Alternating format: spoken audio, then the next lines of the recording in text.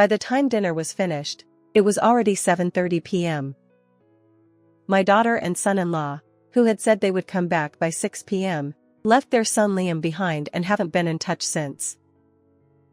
Perhaps tired from playing and having a full belly, Liam is now dozing off, looking drowsy as he nods off. But he's also got a bit of sand on him from his exploratory play, so it's time for a bath. Liam is only 5 years old. I fill the bathtub with warm water and prepare Liam's favorite character-themed bath bomb.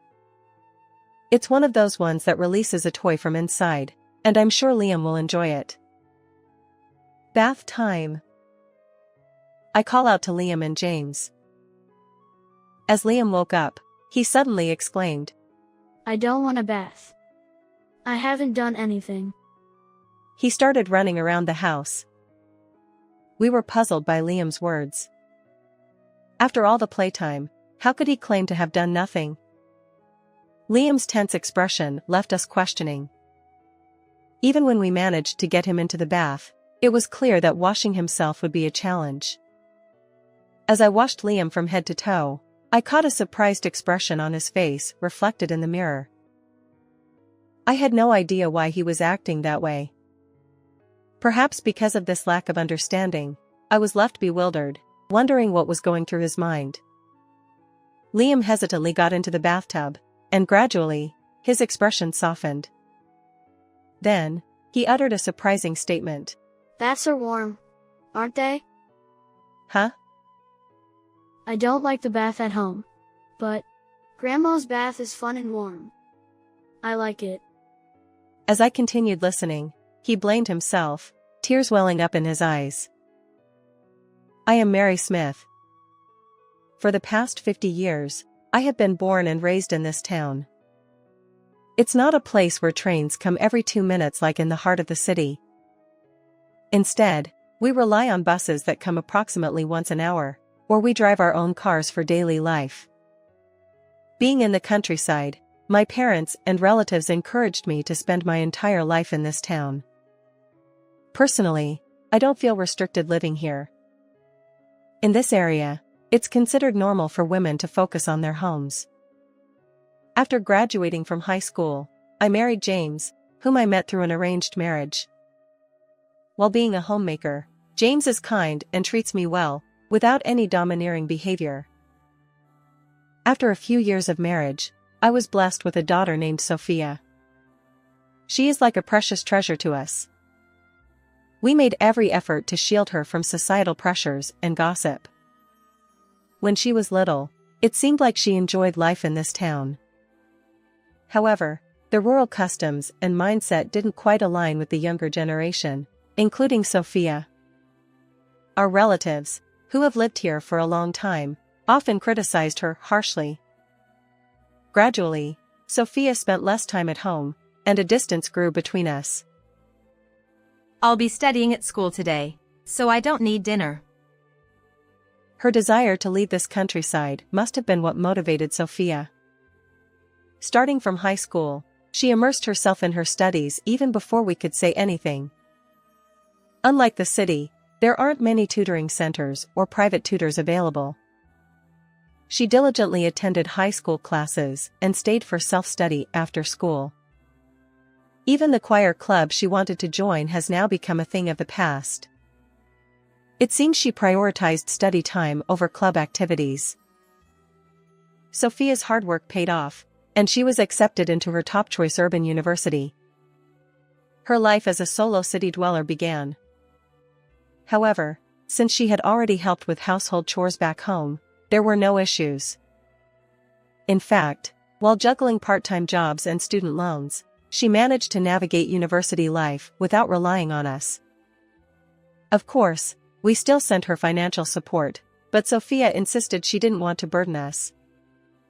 Although she accepted the packages we sent, I didn't know what she did with them. It seemed she didn't touch the money I transferred. After graduating from the School of Education without any delays, Sophia became a middle school teacher. She met Michael Pitt, a colleague at her workplace, and they got married during her second year as a working professional. Why does this story feel distant? Well, it's because we haven't had much contact since she entered university. For Sophia, this countryside and our family home are places she'd rather avoid. Sophia once declared, I'm not staying in this town. I'll continue living in the city. The transportation is convenient, and I can do anything there. Over the past decade, we've met Sophia face-to-face only a handful of times, mostly when we visited her city due to James's work. Our interactions usually revolved around dining out as a family of 3. Michael never attended our family gatherings. The only time he and Sophia visited our home was before their marriage. Since we're getting married, I thought it would be proper to introduce myself. However, Michael didn't seem particularly interested in our family home. Since you've come all this way, would you like some tea? I offered. Michael declined, saying, No, thank you. As for Sophia, she left immediately after the greetings, as if that was the only purpose. I have work tomorrow, so I'll head back now. You've seen Michael, so you should be satisfied, right? We never had a formal meeting with Michael's parents, and I've never heard any details about them. Whenever I asked, the answers were vague or non-existent. I don't even know his family structure or where he's from. Take care of yourself. And remember to reach out occasionally. We were feeling the loneliness, but unable to convey it to Sophia. We anticipated being ignored if we expressed our feelings. I didn't want to experience the sadness and emptiness of being ignored.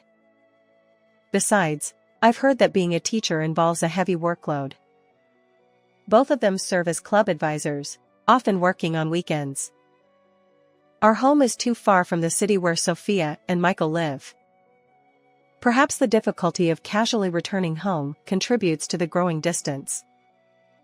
Unbeknownst to us, Sophia has been changing steadily. Yet somewhere deep down, the desire to start anew as a family still lingers. Internally, I harbored a sense of frustration toward Sophia. About 3 years after their marriage, Sophia and Michael welcomed a son. They named him Liam. He's our first grandchild. When we received the news of his birth, we rushed to the hospital. Our plan was to see his face and leave promptly. After all, right after childbirth, both mental and physical fatigue accumulate. Plus, I understood the desire to enjoy uninterrupted parent-child time. Considering it was winter and infectious diseases were prevalent, we didn't want to risk bringing anything into the hospital. Congratulations on the birth. If you need anything, don't hesitate to rely on us. And occasionally visit our home. Suppressing the longing to spend more time together, we kept our visit brief. However, even when Liam turned 1, Sophia and Michael still didn't visit our family home. Our desire to see Sophia and Liam intensified after the birth of our grandchild.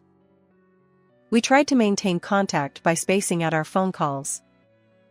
We didn't want to be intrusive, but hearing their voices always made us yearn to see them. If coming here is difficult, we'll come to your place. Or perhaps we could all go somewhere else for a visit? Not necessarily home. I'm busy with club advising and test grading. In that case, how about we take care of Liam? We'd love to give you a break, but... Your feelings are enough. I'm too busy to let Liam visit. If you can take him to the zoo or a park for outdoor play, that would be great. Thank you. After that, we started taking care of Liam approximately every 6 months. Sophia would leave Liam with us in the morning at the nearest train station to their home. I have to accompany the club's competition, so I'll leave him here. I'll come to pick him up around the usual time. We would then take Liam to places he wanted to visit, such as the aquarium or amusement park. Sometimes, we'd spend the day just watching trains go by. At parks, Liam would run around freely, but in public places like the aquarium or shopping malls, he'd behave quietly, Sophia and Michael both work as middle school teachers, so they've likely instilled good manners in Liam. We praised Liam a lot and played with him. When we gently stroked his head, he was surprised at first, but gradually, a happy expression appeared on his face. Around 6:00 p.m., Sophia would finish work and come to pick up Liam. As we visited more frequently, Liam started crying when it was time to go home. He seemed to understand that we would part ways as evening approached. I want to play more with Grandma and Grandpa. We'll see you again soon. You have kindergarten tomorrow, so we need to head back. With a tinge of reluctance, we watched Liam's retreating figure. As he grew up, the feeling of not having played enough also arose. I wanted to increase the frequency of play a little more, but Sophia's schedule also played a role. Since he didn't stay at my house, the time we could spend together was short. I have even suggested staying over during long breaks. However, Sophia strongly insisted on all three of them sleeping in the same house at night, and that hasn't been realized. I've heard that boys only seek comfort until they're little. As I have only raised a daughter, there are things I don't understand. Sophia often said she wanted to cherish this very moment. I couldn't disregard her feelings as a mother. We conveyed that we were always welcome whenever and were waiting for her contact. When Liam turned 5 years old, we received an unusual phone call from Sophia. This year, work is more settled, so would it be okay if we spend the Christmas holidays there? We don't mind at all. You're welcome anytime. Sophia returning to our family home marks the first time in approximately 8 years, since the pre-marriage greetings. Perhaps Liam has become less demanding compared to his infancy, which makes Sophia's visit more feasible. Since receiving her call, we've been eagerly anticipating the rare occasion when our whole family would be together. Although I've always had the tradition of preparing roast turkey and Christmas ham, this year, with more people, I'm putting even more effort into it. Given that Sophia enjoys rib roast, I'll make sure to have extra. And of course, I prepared French fries, Liam's favorite. James, too, had been meticulously cleaning and tidying up the house in anticipation of his first grandchild's stay. As he marked the calendar and counted down the days, I couldn't help but smile. James, though not very talkative, expressed his excitement through his demeanor. It's clear that he was eagerly looking forward to Sophia and her family's visit.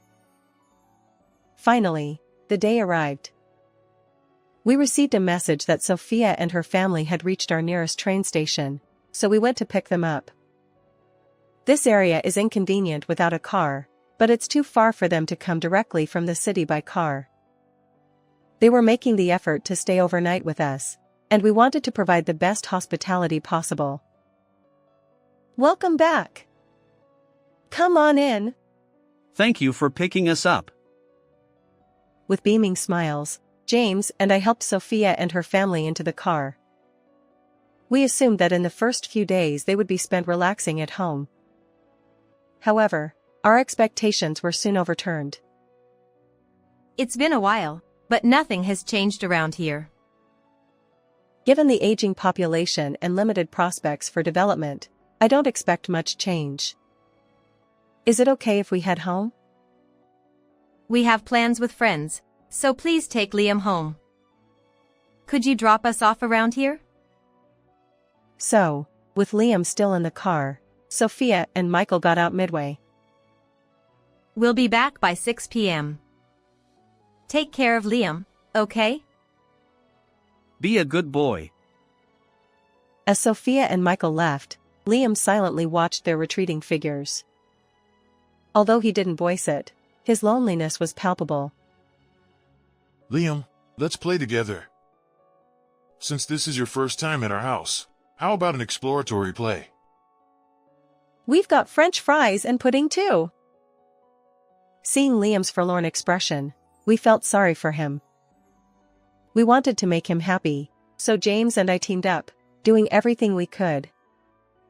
As we played with Liam and he enjoyed the treats I made, his smile brightened our hearts. Witnessing our grandchild's laughter was a precious moment of happiness for us. The promised 6 p.m. came and went, but Sophia and Michael didn't return. Not only that, despite our repeated calls, there was no response. Anxiety crept in. Had they been in an accident? The last bus had already passed, and this wasn't a place where taxis were readily available. Our location, surrounded by fields, lacked nearby convenience stores, and the sparse streetlights didn't offer much reassurance. It cannot be said that there was absolutely no possibility of an incident occurring. While preparing to be ready for any communication or pickup request, we waited for news from them.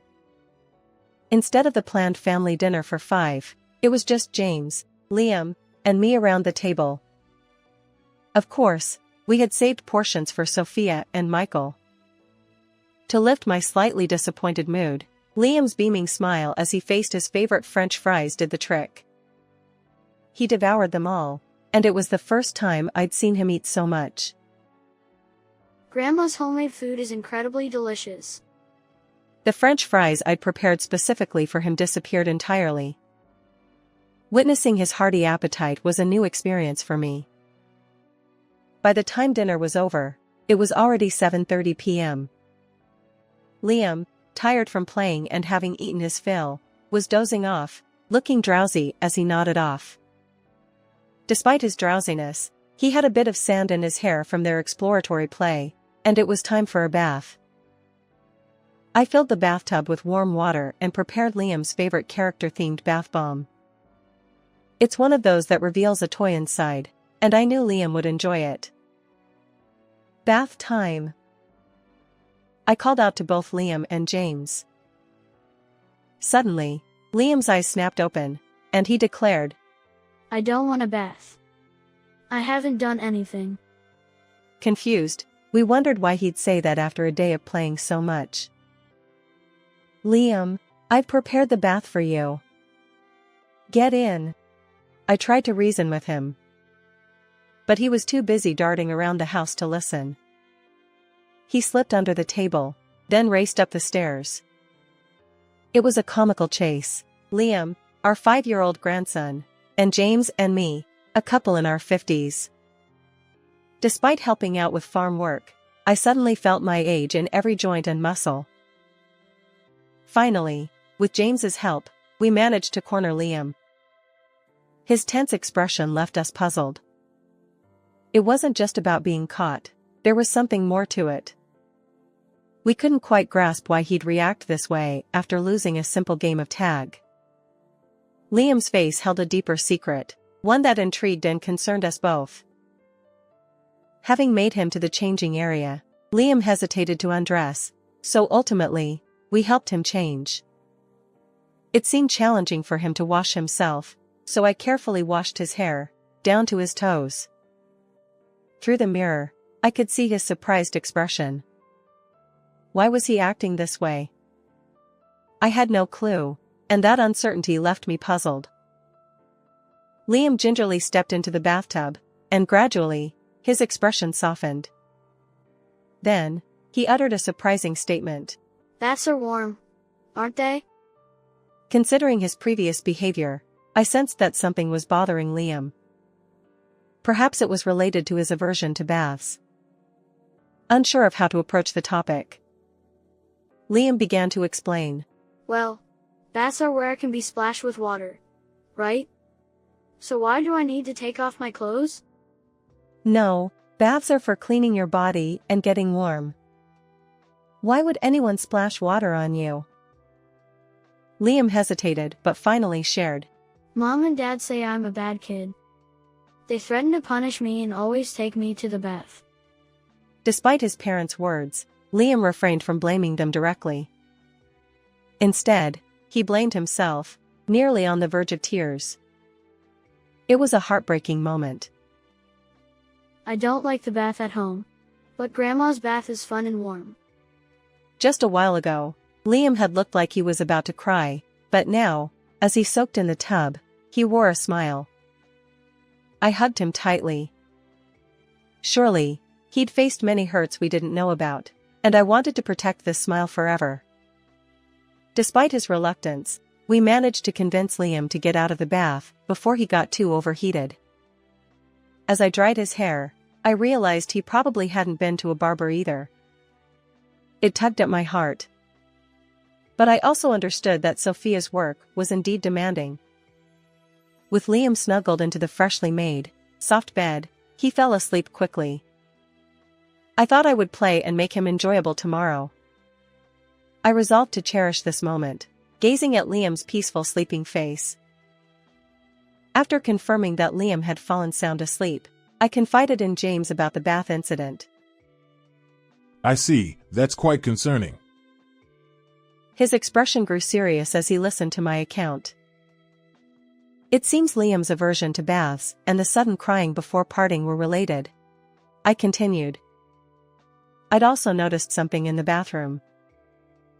Take a look at this. Liam's body, now peacefully asleep, bore numerous bruises. Some minor bruises were expected for a 5-year-old boy, but the sheer quantity on Liam was abnormal. Each one was hidden beneath his clothes. Bruises on his stomach and back were particularly concerning. Those were places where someone would intentionally inflict harm. While Liam freely played in some areas, he displayed an unchildlike maturity in public. He wasn't the type to pick fights or act out. James clenched his fists, clearly unable to tolerate this situation. Even when dealing with one's own child, there are things that are permissible and things that are not. This is absolutely unacceptable. He immediately called Sophia and Michael, but neither of them answered. I want to protect Liam right away. I wonder where I should turn for help in situations like this. Going to the Child Protect Service might take time. Considering its violence, even if it's against the child, let's contact the police. James bravely made the call to the police. Even if Sophia were my biological daughter, I have no recollection of raising a person who would raise her hand against another, let alone her own child. Please let it be a lie. Such thoughts, which could also be seen as escapism, were floating in my mind. However, looking at Liam's expression in the bath with that bruise, I couldn't help but recognize the harsh reality. Why didn't I notice sooner? I'm furious at my own dullness. Despite it being 10 p.m., the police arrived at our house promptly. Although I had explained the situation to some extent over the phone, I needed to provide specific details on the spot. As I showed the police the photos of Liam's bruises that I had taken, Sophia and Michael returned home. Is this your son? Yes, but what's the matter? Michael's tone grew stronger as he confronted the police officer. We've received a report about multiple bruises on his body. He's a boy, so he plays around and sometimes gets bruises. It's unlikely that bruises would appear in these locations just from normal play.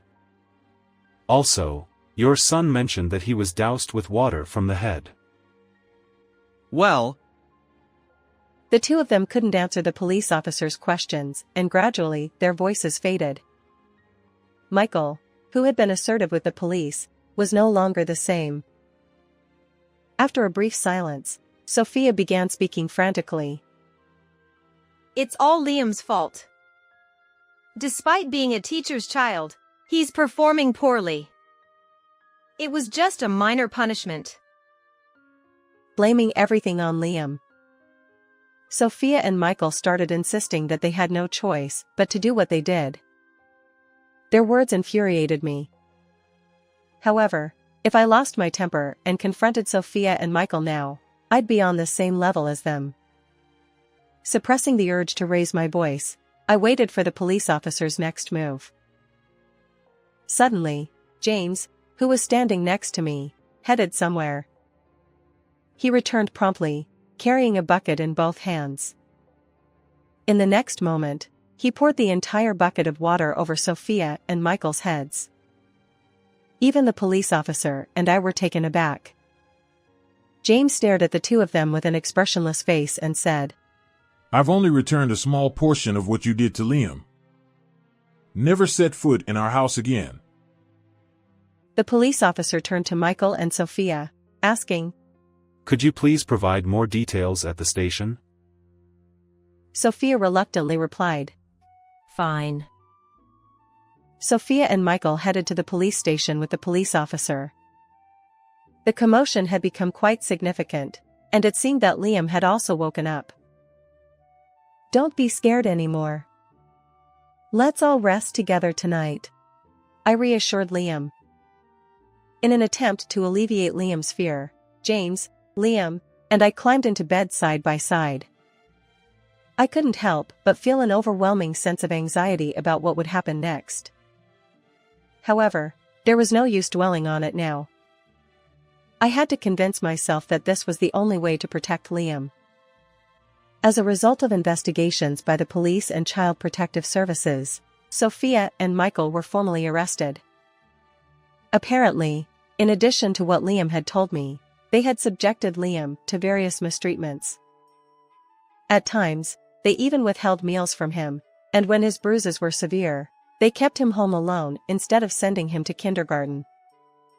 The kindergarten teacher had also sensed something amiss and had set up a system to observe Liam more closely. His smile while eating French fries and large portions of food were likely related to these events. The fact that Sophia and Michael were arrested was reported in a small local newspaper in their area. Since it was a case of naming names, their workplace was quickly identified. Naturally, the news also reached our rural community. For a while, Liam stayed home from kindergarten due to concerns from other parents. Our neighbors bombarded us with various questions. While some were understanding, others were harsh in their words. Still, it was comforting to hear that everyone agreed that reporting the incident was the right thing to do. Given their arrest and the cause being child abuse, even if they were released on bail, they likely wouldn't be able to work in their original fields. On that day, James pouring water over them in front of the police officer was resolved as a warning. Meanwhile, Liam began living with us. He will start elementary school next year. Although there was a school nearby, it had only one class per grade, and the number of students was small. Additionally, rumors circulated about his parents' arrest. In this small countryside, gossip could be detrimental. We decided to establish a new home not far from the house where Sophia and Michael had lived. We couldn't let go of the house itself because it had been passed down through generations and had a family garden. Liam also expressed a desire not to be separated from the friends he had made in kindergarten, so we started splitting our time between the two places. Initially, Liam was fearful of his parents' shadows. Did I do something wrong by causing all this? You're okay, Liam. You're a good kid. The words from his parents during his early years had left a lingering curse. We worked hard to create an environment where Liam could feel safe and gradually remove that curse. He safely enrolled in the elementary school near his original home, where he made new friends alongside his existing ones. Witnessing Liam's heart gradually soften brought us immense joy. Now, several years later, it seems that Liam is living freely and comfortably. Except for times when he catches a cold or feels unwell, he attends school every day, and sometimes hangs out with friends before coming back home. On weekends and holidays, he helps out with rural farm work and household chores. He's also started new extracurricular activities.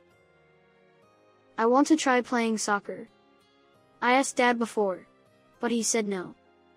That's fine. Try everything, and see what suits you. Gradually, Liam began sharing his feelings and thoughts with us. As grandparents, we stepped into the role of actual parents. Despite the challenges posed by our age and occasional back pain, we even participated in the parent-child relay race during the school sports festival. During a recent open school event, Liam wrote about us in an essay titled "The Person I Admire." The people I admire are Grandma and Grandpa. They always think about me and tell me when something is wrong. We want to continue protecting that smile on his face. Hearing his essay, James and I were moved to tears and reaffirmed our commitment to Liam's well-being. How did you find this story? If you enjoyed it, consider subscribing to our channel. Until next time.